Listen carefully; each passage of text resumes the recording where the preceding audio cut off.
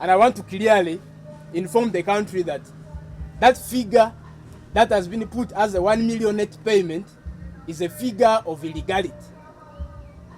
The standing order that guides the payment of medical interns has been the presidential directive, as I've quoted.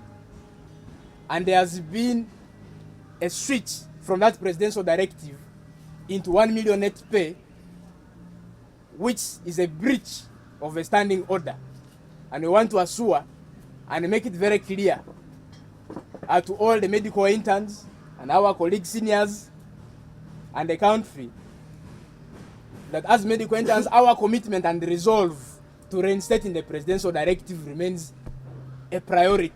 Bannaffe ab'Embale abateeka wansi ebikolwa wamu naffe omwaka gutandika, ssente zaabwe ez'emyezi 3 tezasasulibwa. Era nga administration y'eddwaliro ery'Embale bagamba nti tebasasulwa kuba bali beekalakaasa. Wabula nga ffenna abali beekalakaasa mu ggwanga lyonna twasasulwa.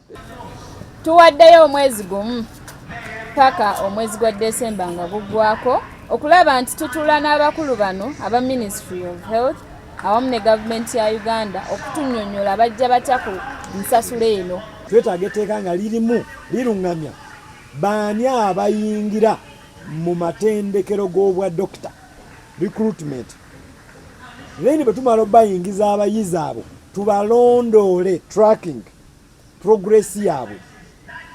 Badde bajja bagamba batekewo ekigezo nga bamaze okusoma. N'omuntu aba amaze okusoma bamaze okusoma. Ekigezo kirina kugezesa muntu oba amaze saba bamaze. Ekigezo kiteekebwe munda mu kusomesa omwo ekiri national. Wabeewo enteekateeka na mutaayika ku kubateekerateekera ensako